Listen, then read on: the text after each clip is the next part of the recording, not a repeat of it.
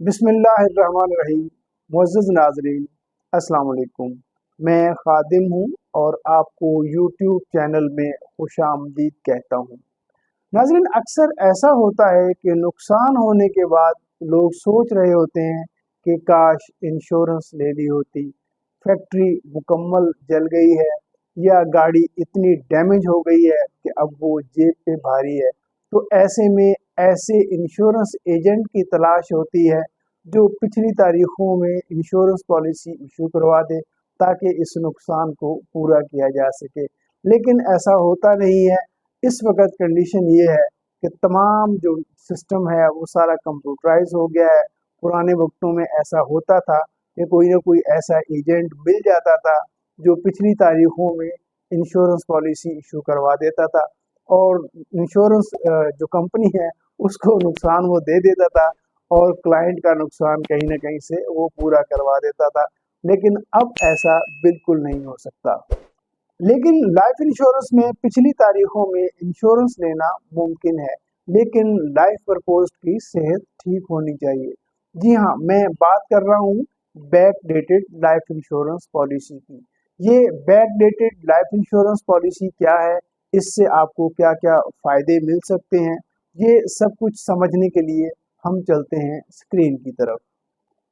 Back dated policy, ये back dated policy क्या है?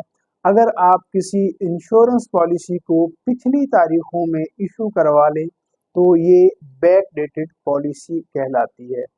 इसके क्या बेनिफिट हो सकते हैं? एक तो आपका जो प्रीमियम है वो लो हो जाता है। मैं आपको आगे चल के बताऊंगा कि वो प्रीमियम आपका लो कैसे होता है। इसमें फिर जब आपका प्रीमियम लो हो जाता है तो चूंकि आपकी जो लाइफ इंश्योरेंस पॉलिसी है वो 20, 25, 30, 40 साल की भी हो सकती है। तो जितना अरसा आप लॉन्ग टर्म उसको चलाते हैं तो आपका जो प्रीमियम है वो फिक्स हो चुका होता है। तो अगर आपका प्रीमियम कम हो चुका होता है तो आप इन द लॉन्ग रन आपको जो प्रीमियम है उसमें काफ़ी बेनिफिट मिल जाता है। फिर इसमें जो आपकी जो मैच्योरिटी है वो भी ज़्यादा हो जाती है। वो इसलिए ज़्यादा हो जाती है कि आपका जब प्रीमियम कम हो जाता है तो आप कम प्रीमियम में ज़्यादा इंश्योरेंस ले सकते हैं अगर आप बैक डेट में पॉलिसी इशू करवाते हैं। तो जब आप ज़्यादा इंश्योरेंस लेते हैं तो आपकी जो मैच्योरिटी है वो भी ज़्यादा बनती है। इसमें जितना अरसा आप पहले मैच्योर अपना इशू करवा लेते हैं तो उतने ही महीने पहले आपकी जो मैच्योरिटी है वो आ जाती है। इसलिए आपको अर्ली मैच्योरिटी का बेनिफिट भी मिल जाता है। अच्छा, बैक डेटेड पे इस पे जो लिमिट्स हैं, लिमिटेशंस क्या है एक्चुअली, यानी आप 6 महीने से 12 महीने तक की बैक डेट करवा सकते हैं। वैसे ये ये वर्ल्ड वाइड रूल है, लेकिन पाकिस्तान में हम जो स्टेट लाइफ में मोस्टली 6 महीने की ही इशू करवाते हैं। 6 महीने तक की जो रिलैक्सेशन है वो स्टेट लाइफ इजीली दे देती है, लेकिन इन स्पेशल केस आपको 6 महीने से ज़्यादा की भी जो बैक डेटिंग है वो मिल सकती है। लेकिन उसमें आपकी जो हेल्थ है वो भी ठीक होनी चाहिए और आपका जो अर्निंग सोर्सेज है, यानी जो भी अंडरराइटिंग रिक्वायरमेंट्स हैं वो आपकी अगर ठीक है तो आपको जो है वो 6 महीने से ज़्यादा की रिलैक्सेशन भी मिल सकती है। अच्छा, लाइफ इंश्योरेंस कंपनी ये बैक डेटेड पॉलिसी जो है वो क्यों इशू करती है, उसको क्या बेनिफिट है? एक तो उसका जो पहला बेनिफिट है कि उसको लमसम प्रीमियम मिल जाता है। मुराद ये है कि जितने महीनों का उसने रिलैक्सेशन आपको दिया है उतने महीने का उसको प्रीमियम आपने देना होता है। यानी आपका जिस दिन से स्टार्ट हो रहा है पिछले महीने का भी आप प्रीमियम देंगे और अगले 1 साल का प्रीमियम भी आप देंगे। और फिर इसमें आपको लेट फीस भी जमा करवानी होती है। जितने महीने की आपने रिलैक्सेशन ली है वो उतने महीने की आप लेट फीस भी जमा करवाएंगे।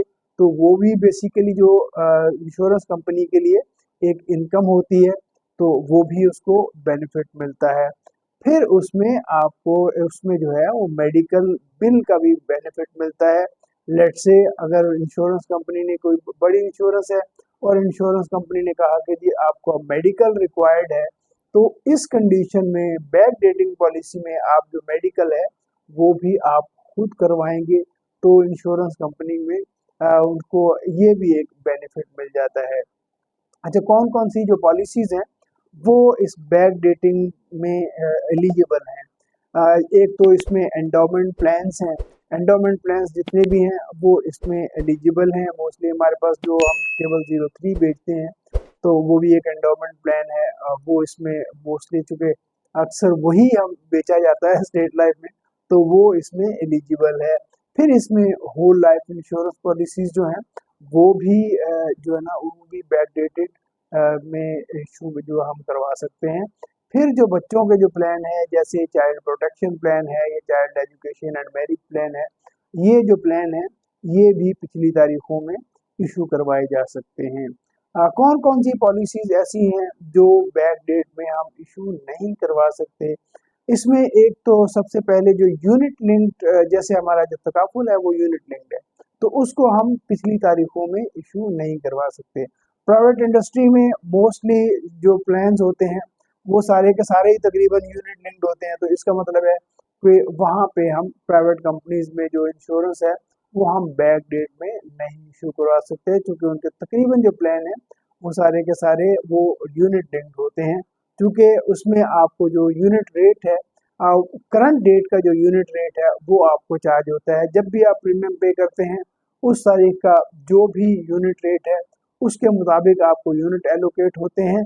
पिछली तारीखों में वो एलोकेट नहीं कर सकेंगे। कंपनी को लॉस भी हो सकता है और कंपनी को फायदा भी हो सकता है।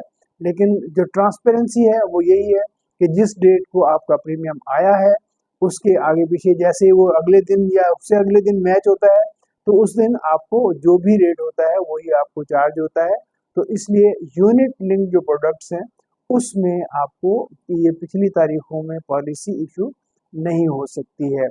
फिर जो शॉर्ट टर्म पॉलिसीज हैं, मोस्टली कंपनीज में यानी 5 साल या 7 साल के प्लान भी मौजूद हैं, या 4 साल का प्रीमियम दे दें, 5 साल का प्रीमियम दे दें, 10 साल के बाद मैच्योर हो जाए। जैसे स्टेट लाइफ का भी प्लेटिनम प्लस है, 3 साल का प्रीमियम है और 10 साल में मैच्योरिटी है, तो ये भी जो एक शॉर्ट टर्म प्लान कहलाता है। इसमें भी आपको ये रिलैक्सेशन नहीं मिल सकती। और जो स्पेशल स्कीम्स हैं जैसे गोल्डन एंडोमेंट, उसमें आपको 7 साल का आपको प्रीमियम देना है और फिर 20 साल इंतज़ार करना है। और चूंकि उसमें आपको एक 24% 25% का एक प्रीमियम डिस्काउंट भी मिलता है, तो वो भी एक स्पेशल स्कीम कहलाती है। तो उस वो भी जो प्लान है वो हम बैक डेटिंग में नहीं ले सकते।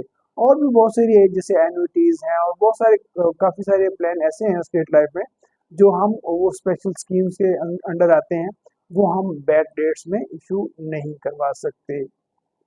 अब मैं आपको एक छोटी सी एग्जांपल देता हूँ कि बैक डेटिंग में पॉलिसी इशू करवाने का आपको कैसे बेनिफिट हो सकता है। सपोज एक शख्स है, उसकी जो एज है वो 40 साल और 7 महीने हो गई है।